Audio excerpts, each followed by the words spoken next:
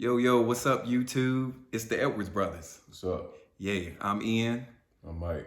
Y'all like the way we said that? That was corny. Yo, but we're the Edwards Brothers, and I know y'all probably thinking like, who are the Edwards Brothers? We're not famous, we're not nothing, just regular cats. But I think we felt it was time for us to combine forces and I don't know, what is it that we're gonna do? Man, we're just gonna talk, man. Just talk about some real stuff. Yeah.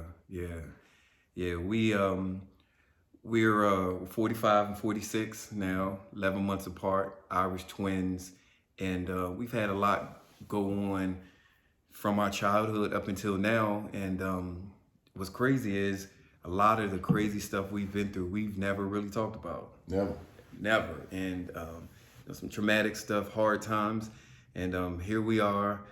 Came down here for Thanksgiving, and we just realized, like, man, it's time to talk about this, but talk publicly and try to help people, like whoever's going through, whoever feels like they can't make it or they can't live beyond their past. Like, I think we done pretty good. Done great, man.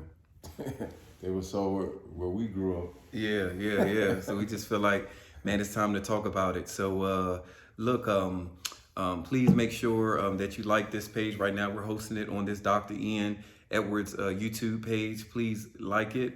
Make sure that you share it. And we're looking to create a page for this. Right now we'll host it here. Make sure you like it, you share it, and we might say some stuff that really touches your heart and helps you and motivates you move forward.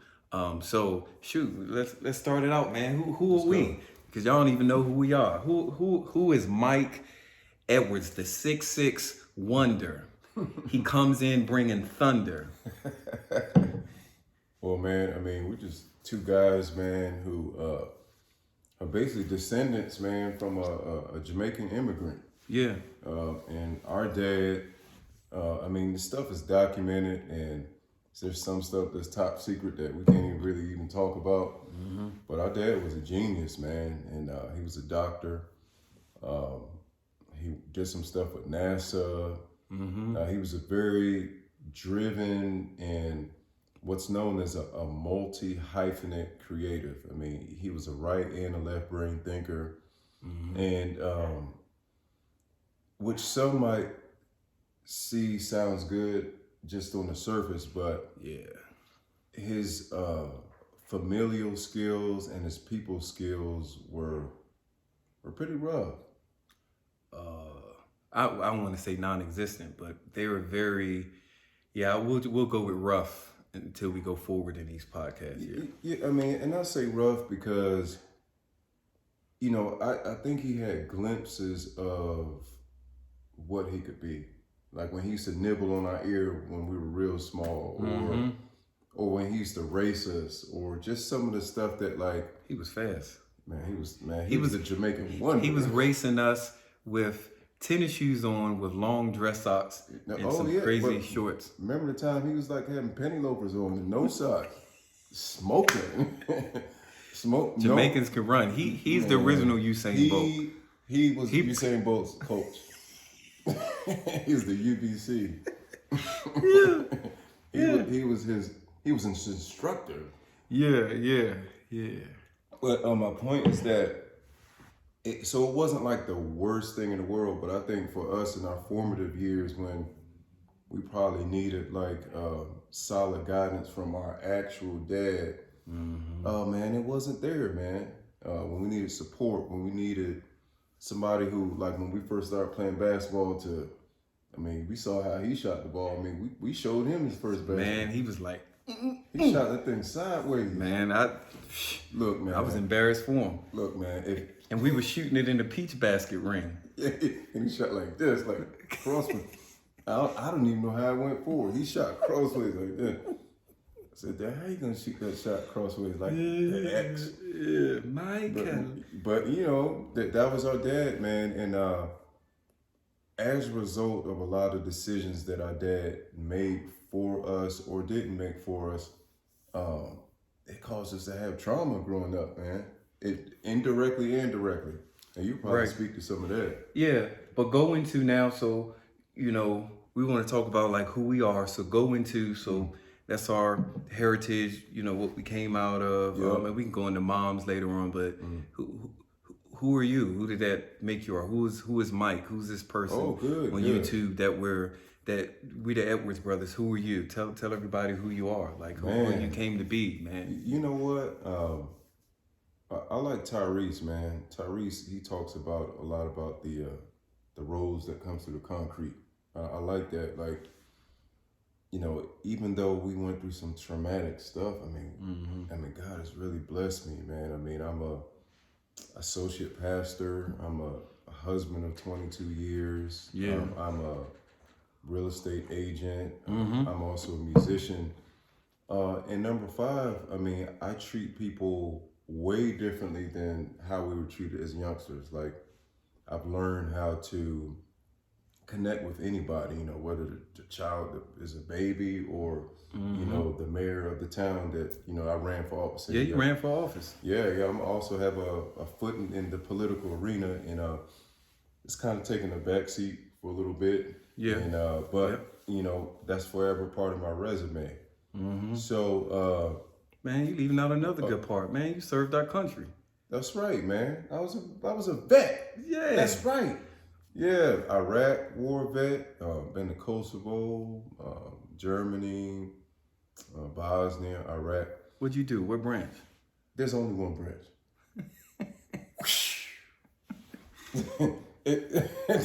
The Army. Yeah, and what was your job? I was a medic. Yeah. And you were a medic too. Yeah, you were infantry medic though. It was different. Yeah, you saw the It depends on what kind of unit you go to. I mean, you could be, because my first unit was the hospital, like you. Yeah. And then went to tanker unit, another hospital, and the infantry unit. So yeah, different stuff. So yeah, so we got a lot of great stuff inside of us, man. Even though we had a tough situation. Yeah. Like, it wasn't the end. It was actually, to me, when I deal with people, it allows me to kind of look at stuff from a different point of view. Yeah. What about you, man? You gotta tell the people about you, man. Yeah. So I'm The Incredible Hulk.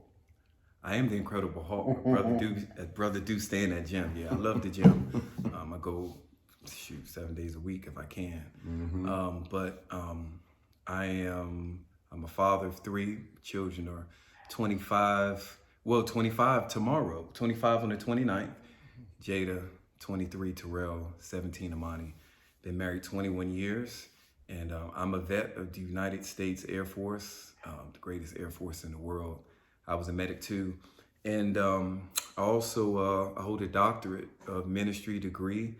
I'm a faculty consultant at United Theological Seminary in Dayton, where I got my doctorate degree, and I help other students go through the DMIN program. I'm a chaplain from the Anne Arundel County Police Department.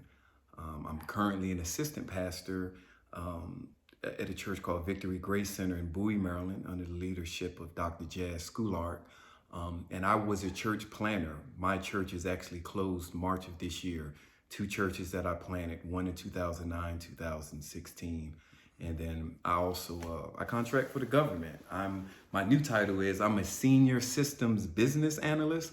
But I deal a lot in logistics. Yeah, but that's my new title. I'm a senior systems business analyst for working for the government. That's impressive, man.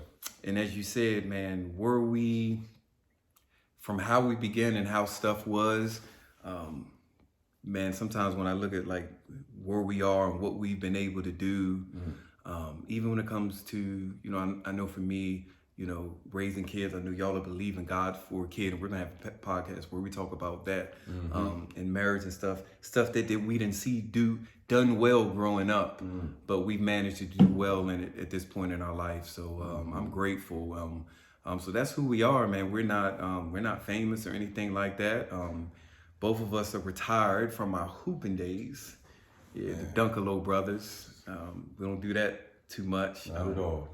You had what happened to your knee? Left patella tendon. He had his left patella tendon rupture, and that kind of slowed him down. And I actually had a hip replacement March of this year. So if I wasn't done before, I'm definitely done now. So I ain't doing none of that. But no, man, it's good to see. It's good to see where God has like brought us from. But Oh yeah. man, the reason why we're even kicking off this podcast, and we plan to flow for a while. We hope y'all will stick with us and listen to some of our topics as we talk about our mom, our dad, how we grew up, some of the abuses that we went through, some of the trials and different stuff. We're gonna be real. Hopefully we can help people out. But the reason why we even came to this, because we were like, man, it's time to talk, which essentially is the name of this podcast. It's time to talk. Yeah. So, and the reason why we even came to this conclusion, now this is crazy. We're brothers, 11 months apart. We've always been together except when we separated for the military. And we realized with all the crazy stuff that we went through growing up, man, we had never talked about it. No. We've laughed through it when we were together, and laughter is the only thing that brought us through it. Yeah. But for whatever reason, man, we've never even talked about it. Like, I don't even know how he feels about certain stuff we experience, nor did he know how I feel, what we really think about mom or dad or whatever. We've never even mentioned it or talked about it. So we was like, you know what?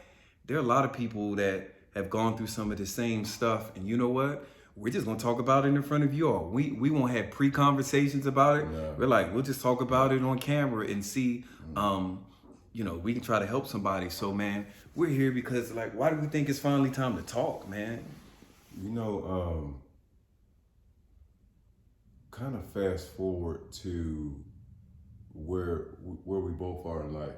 Yeah. Like, I mean, if everybody heard, like, we've had two different paths to basically the pastorate in some kind of capacity. I mean, you know, I had a plant in 2013 with my wife, just dealing with people in a different kind of capacity than just somebody who is casual. Right. Why is that important? Because one of the things that I discovered working in that capacity is that people, and especially blacks, we don't do a lot of therapy or counseling. Yep. We don't do a lot of therapy or counseling. As a matter of fact, it's not my desire to point any fingers at anybody or say that this is the reason why. Let's just think about some of the things that we hear growing up. We hear, be strong. Yep. Stand tall. Yep. Men don't cry. Yep. Never let them see you sweat. Toughen up. Toughen up. Yep. All that kind of stuff that Ain't nothing wrong with you. Ain't nothing wrong with you. Yeah, suck it up. Yep. But in all actuality, there's some things that we were designed to do that we neglect. Yep. Like we were designed to grieve. Like when we have pain and stuff like that, we were designed to process that and like go through the different stages of it in order to get healing. Not just hop back in the pot and just be like, oh, everything's gonna be okay. Speak even as you speak about that. Do you remember how we dealt with? And so grief doesn't have to be the death of someone, whatever that loss was or whatever it is. The loss was. Yeah, we dealt with it by laughing. By laughter, man. At Laughter. anything. Everything. Like I mean, this right here, we're going to go through many things that happened to us, but even as you say that, I remember a time, so our parents had crazy custody dispute that caused us to go to all these different schools and stuff. We ended up in North Carolina with this lady. We won't even mention her name, because I remember we even laughed after this too. I won't even mention her name. I don't remember exactly what happened, and Mike, he'll probably be able to say it, but I remember she was mad at us. She knew I had asthma, and this lady said, come here. She took a puff of her cigarette and she blew all of it in my face, and she made me inhale it, so I guess to kind of send me into an asthma attack. And so my brother was watching it. He was upset about it. So it was other people there at the house. So we were just gonna go to bed. So she said goodnight, and I said goodnight to her. But Michael didn't say goodnight, and she was like, Mike, you didn't say goodnight? She twisted his ear. Seemed like a 180, like all the way around, like as hard as you could do it. And you know, he was wincing, you know, kind of crying, and you know, I was already traumatic from getting the smoke blown in my face. But when we got upstairs to the room, man, somehow we started laughing. It was making jokes like, man, did you see how hard she twisted my ear around and stuff like that? Like but that's not a conversation about it. Yeah. It was a coping mechanism. We didn't grieve and talk about how sad he was. We joked about it, and man, we like kept it moving. Kept it moving, man. I mean, you know, homeostasis. I mean, you're medical. Like, our body, the reason why you start breathing fast when you run is because your body wants to make sure you have that proper exchange of carbon dioxide and oxygen. I mean, that's part of it. I mean, the body wants to eliminate, take it in. And so your body naturally does that. Well, when you experience trauma, I mean, you find ways how to cope and you don't even really think about it. And so, you know, it could be in the bottom of a bottle, it could be a drug. Yep. Well, man, all those things have in common is the release of dopamine. The release of dopamine, like, it felt good for us to laugh. Yep. And, you know, we could literally laugh like our problems away. And even though the problem still existed, you know, just for a moment, we had, I mean, even still, I think you laugh more than I do. You know, as I've gotten older, I would probably say that I probably have, I mean, you have it too, but I think I probably laugh less. I think you laugh way more than I do, which nothing's wrong. We just had different, you know, kind of stuff. Right. But my point is that everybody seeks for something to be able to get over what they're going through. And ours was laughter. And everywhere that we go, it's like a staple of who we are. And wherever we meet, like, laughter is one of those things that we're known for in some kind of capacity. You remember at Grandma's funeral? Laughing at the funeral, man. Laughing at the funeral. Now, I can't remember. It was the song. But before the song at the end, we were looking at the program, and I don't know if I looked over you and you were making a face, or if you were looking at the program and you looked over me and I was making Aunt Emma's face or something like that. Now, Aunt Emma is my grandma's sister that had died years ago, and she had, what did her face look like? We can't tell them to show it. On 3, what did her face look like? I can remember it. You did it better Look, than I did. and look, this is what's stupid. This is what we thought her face looked like in her coffin. Yeah, in the coffin. And we used to say, she's like, boys, I'm gonna come back from the grave. Like, yo, but we had our grandma's funeral grieving. I mean, it was sad. And I think, again, just one of those therapeutic moments. I think I might have been reading the program and it started getting to me. And I think I looked over at him and he was staring at me like this. and then her favorite song was Near the Cross. And so as we were walking out, as we were processing out, we were singing it, but we were doing all these runs and harmonizing, just making ourselves. But man, we were sad to lose our grandma because she was a big part of raising us. So it's like, man, that's been our thing forever. Like, laugh about it, but you know, we've never really talked about like a lot of this stuff. And for where we are in our lives, I think talking about it is healing for us. And I think talking about it could be healing for you, whoever you are. Hearing us process on camera how we feel about what we went through and how we may still feel now, and how some of that stuff may still even be affecting us now, and stuff that we've gotten over. But I think it'll be good for us to process that on camera to you. And if it will help you, man, maybe we all get healing together. Yeah, man. Yeah. I mean, I talked about the therapy thing, but I think the other part is with all of those be strong, all the other kind of stuff. We don't talk enough about the importance of having people that you could like process the stuff with. Because a lot of times, like when you meet somebody who's real negative and it seems like they really stay away from people, a lot of times, man, these kind of people are holding stuff in on the inside. Right. And they've never really had somebody to process or dialogue this stuff with. So when they deal with other people, they're just like a walking bruise. And so whatever you say to them, I mean, listen, well, I had a car accident in 97, and you know, my truck flipped 7 times and I had a nerve severed right there. And so instead of the nerve being this long, it's like a little springy. So like if you touch my hand right there, it hurts. It hurts. And even still, and this is 24 4 years later after I had the accident, this still hurts. So if you touch it, it hurts.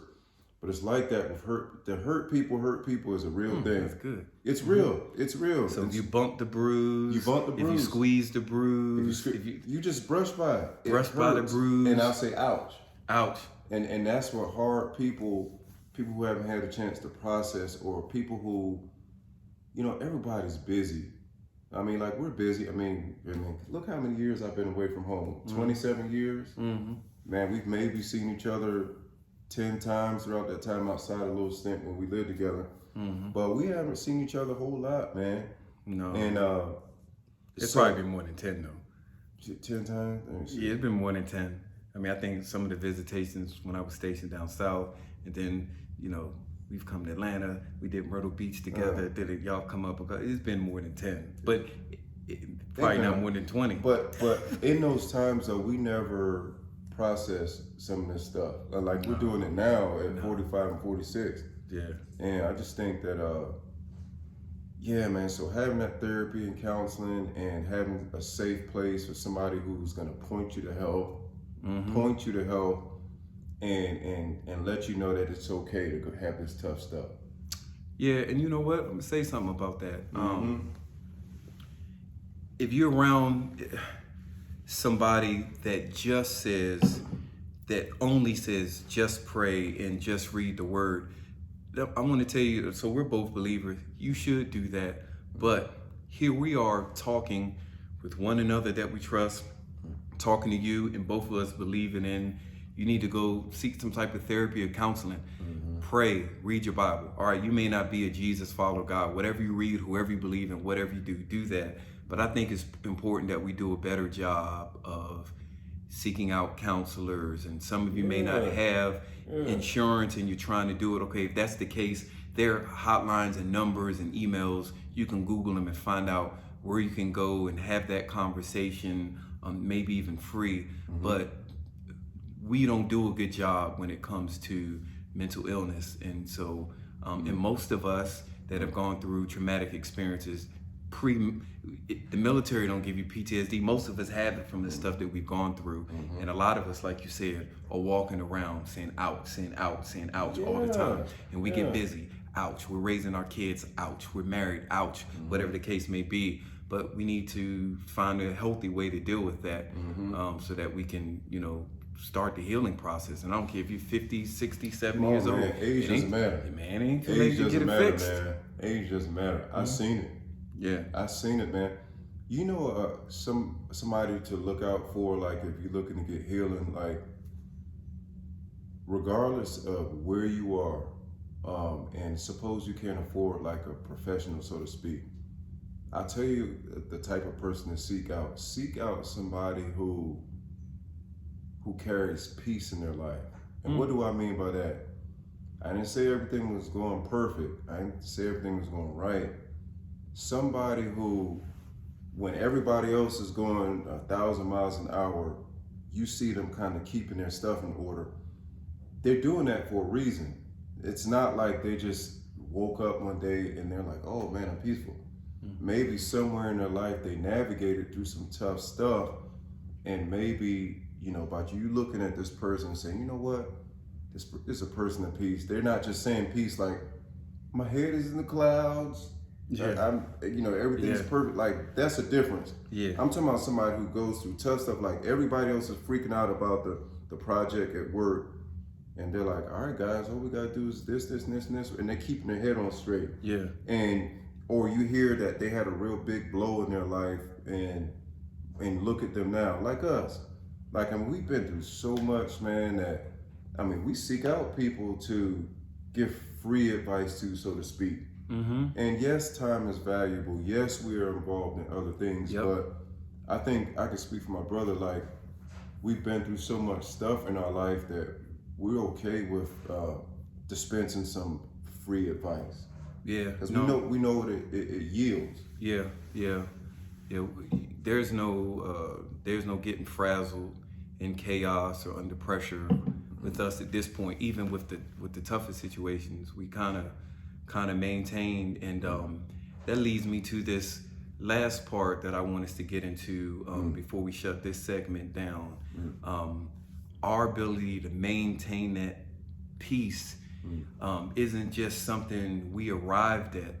I think it is a realization or an actualization of something that we've seen in our life through all these hard times. And I think God is the biggest part of that. 1,000%. And I'm talking about no doubt. Even pre-salvation. You know, I got saved when I was in high school, I think 93. You might have got saved the same year, 95, whatever the case may be. I think you, because I was so reckless, I think you didn't know I had gotten saved in 93 because I was still out there getting it in. But, you know, playing at the go-go, doing what I had to do afterwards, drinking my blue wines. But even pre-salvation, I think that the exposure by mom to church into Jesus, even as she went through Episcopal church and blah, blah, blah, whatever, she still landed us, and then living with our grandma and stuff. Something about being able to be in church. We were always musicians in church, or an usher at church, or a junior deacon at church, pathfinders at church. You know, whatever our concept was of God was pre-salvation, man. I think that helped us. Without a doubt, man. Navigate. Like, I think we were leaning on him and trusting him and not even realize that's what we were doing. Well, the people that were in our life that were safe, like, mom was a safe, our mom was a safe space. She might not have had the most financially, she might not have had the most means and things of that nature, but for the most part, she was safe. But I would say my mom's mom, our grandma, she was the closest to that person who I'm talking about, who we saw her navigate through stuff. We saw her, how she navigated when people talked about her. Miss, I can't say her name. How when people talked about her, when people stole from her, when people did bad things in her house, she was a person of godly peace, and she sowed seeds that I think sprouted up in every last one of her children and grandchildren. Like she did. And you know what? I always bring up a lot and tell people, and grandma was that. I don't know if you did. I have a lot of images of mom in my head. Again, we probably saw some different stuff. Man, I've like peeked in a room at times, you know, when she was like, you know, be crying, you know, about what dad wasn't doing, and be like, I don't know why he won't take. She didn't even know I was peeking in the room while she was praying or talking, because I'd be wanting to go in and ask her something, but I could hear her. Yeah, we talked about that. No, and she'd be like, Oxen Village, like, I don't know why he won't take care of his kids, Lord, and blah, blah, blah, like this and that and the other. And again, we never even talk about this. It's not like I closed the door and ran in the room and said, I heard mom was this. I just remember in my head thinking it. And then thinking about some of the decisions mom had to make to try to take care of us. And we won't go into it. Just think of it in your mind. Decisions she tried to make. And I don't care. And then at times, I don't care if she was putting jerry curls in people's hair, selling pie, selling Amway, selling products to make it done. Yeah. But then, man, you know what image really sticks out to me, and this was close to the end of her life. Our mom died September 1st, 1999 of cancer, multiple myeloma. Man, was when I would come off leave and I would take her to her like appointments to get her x-rays and different stuff. Again, man, as crazy as a time as that was, man, she'd be like, she'd be inching in her wheelchair over to a table, and I'd be like, what is she trying to do? Man, putting tracts out on the table so somebody knew like about Jesus. And then, you know, if I came up on leave and took her somewhere else, she'd be like, Ian, slide me over here. She just wanted somebody to know. You see what I'm saying? That's huge. Man. Yeah, so it's like, I've got, when you went away to the military and I had to be with her, you know, it was just me and her, and all y'all were gone, man. Man, I remember a time where she got something called pleuritis. It's the inflammation of the outside of the lungs. So it's called like the devil's grip.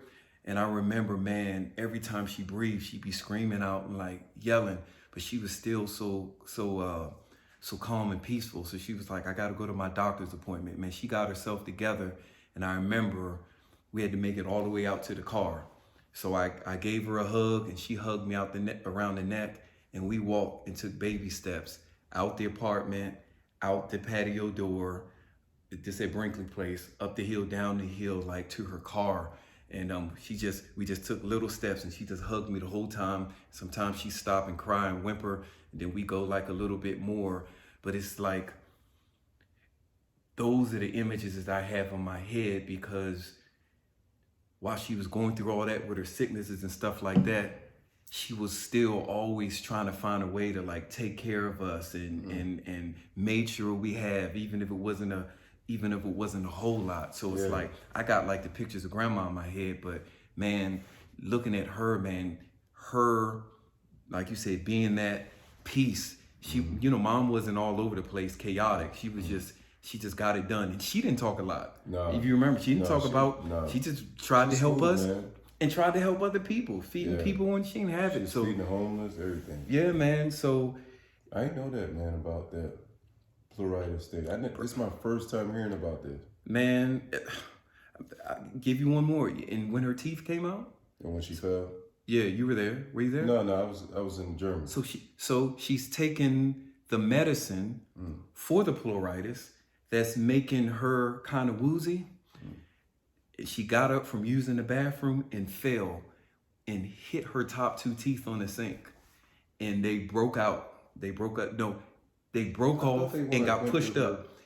A piece of them broke off, but then they got pushed up in her gums. Man. So while she's already that, and I remember, you know, going in there and, you know, having to get that taken care of, but it's like she never complained. She was always just trying to do something for other people. All right, we got to make this food to feed the homeless in Southeast. She down there by herself in Southeast, feeding people, letting them come all up to the car and dig. So it's like, for me, that person that you're talking about that seems to have it together, or just, it's not like they're perfect. We know she didn't make perfect decisions, but man, she was pretty solid about, I bust my teeth out, but I'm still gonna go forward. You know, my breathing hurts, but I'm still gonna, you know, go forward. This happened. So like, I appreciate the images that I see of mom. And those of you all that have ever been a part of, you know, the churches I've pastored have heard me talk. I bring my mom up a lot because I'm proud to say I embody that from her. It's hard for me to be like all over the place, because I'm like, no, mom would just be, I'm gonna get it in regardless. Man, that's crazy. That's amazing, man. It's amazing. Yep, it's crazy. It's crazy. You know what's crazy about that? The only time I ever heard her, I wouldn't even say complain or say something. You may remember this, I got it on video. When we visited her in the hospital, and you know, she was dying at that point. She hadn't gone to hospice yet, but you were up from the military. And I was videoing her in the hospital. That was the first time I ever heard her say something that was like kind of complaining. She said, I don't know why the devil, something like, he messed with me. She said something like, I've been sick and suffering like all my life. Cause you know, it's like cancer was like, why this out of all of the other stuff? And I had it on videotape, but that was the first time I ever heard her countenance finally break to where it finally got to her. Cause you know, while she was navigating through everything else, but that, her sitting in the hospital realizing like, man, you know, I'm dying. I called her on video saying like, I don't know why you've been messing with me. I've been suffering and sick all my life and this and that and that. And man, that got to me because she was so tough. Man, that's tough, man. That's tough. Yeah, she was a great lady, man. She was a great lady. Did her best. Yeah, whatever that looked like to anyone else that may have been on the outside, you know, looking in, she did her best for someone who didn't ask to be sickly. The word ruined the career that she could have had and all that type of stuff. And she just, and we say all that to say like,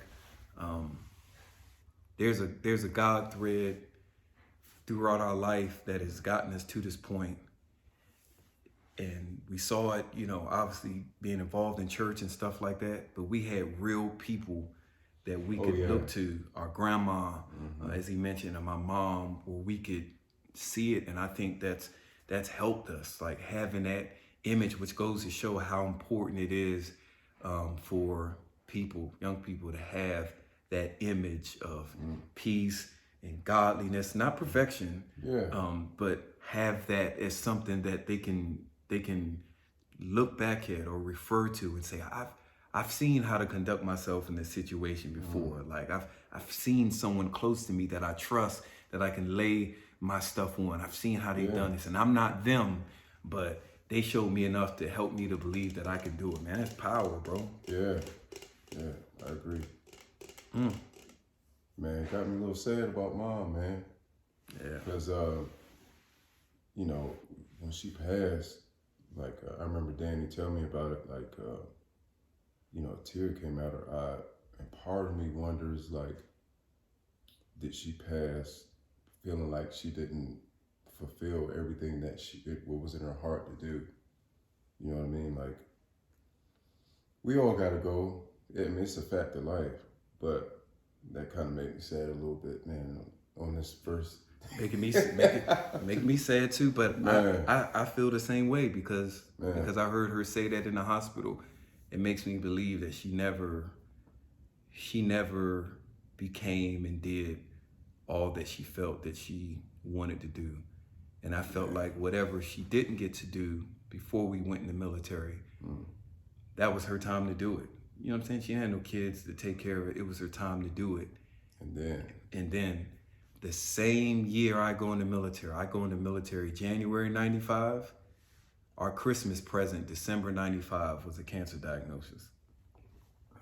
I don't remember if you were there then or you came. I was in Germany. Yeah, I was just called that she had received the diagnosis. Yeah, I was coming home on leave just to visit, and they said, well, you got to go to the hospital because she had hurt her arm.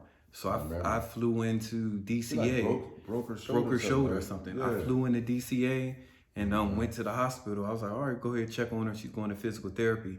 Man, when she came down the elevator and the elevator opened, I was like, hey, Mom. And she had like a little tear in her eye. And I was like, what's wrong? I was like, you're going to be okay. Your arm's going to be okay. She was like, they found something.